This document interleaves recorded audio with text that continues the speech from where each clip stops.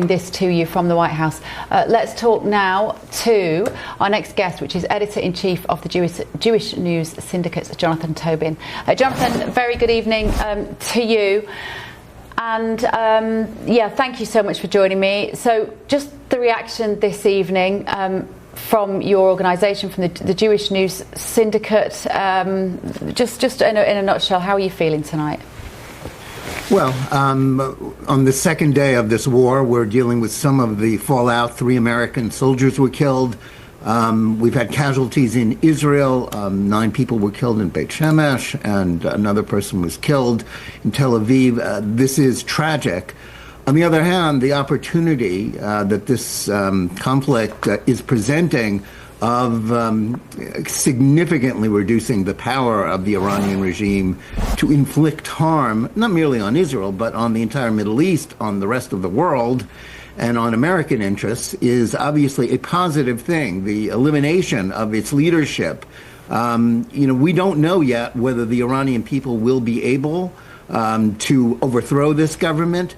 But however this shakes out, this is a moment in which history is changing.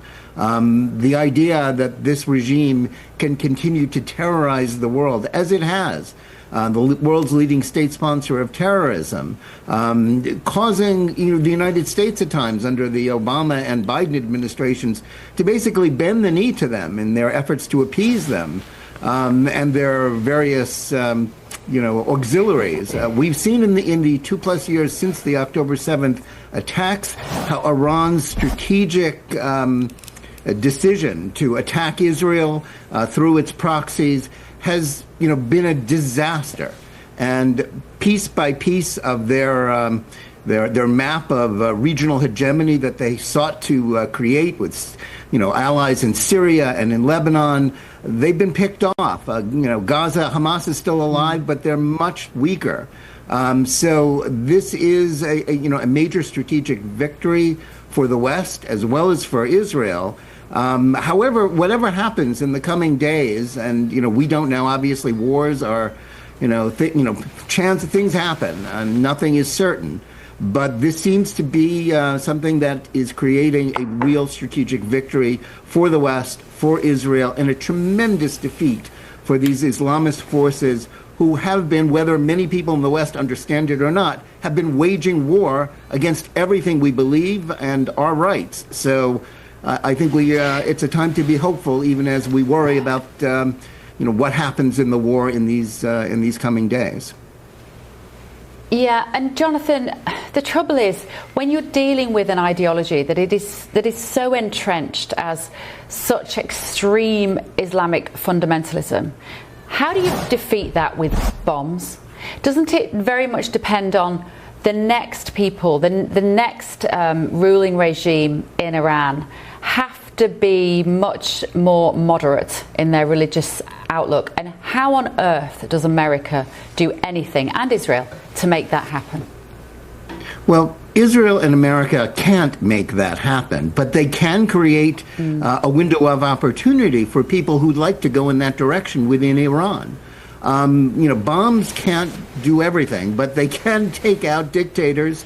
They can take out, evil regimes, as this regime in Iran has been for the 47 years of its existence. Donald Trump isn't making the mistake that George W. Bush made in Iraq and Afghanistan by sending in troops and educators and social workers, hoping to, create a Jeffersonian democracy in countries where that's not what they wanted. He's not going to do that, but he is creating the opportunity for a real chance for something. And, we can only hope that that will happen. We know that there are many people in Iran. They've taken to the streets in their tens of thousands and been murdered in their tens of thousands by the regime. We know it's unpopular. The question is, are there people with power, people, with some military, do sections of the Iranian military change sides? We can hope so. I don't know so. Neither, nobody speaking on this broadcast can speak with certainty as to what will happen, but they are going to have an opportunity to do that. And those who are, sort of cheering for the Iranian regime from afar, the Zohran Mamdanis and the Tucker Carlsons, to speak about, two people from the left and the right who are united only by their hatred of Trump and their hatred of Israel and hatred of Jews, they're a sinking ship. The idea that this is going to be a political problem for President Trump, I think that it's a grave misreading of Republicans and conservatives and the American people as a whole. Even the New York Times has to concede that the Iran regime is evil. And, I don't think this is going to turn out the way Trump's critics think it's going to turn out.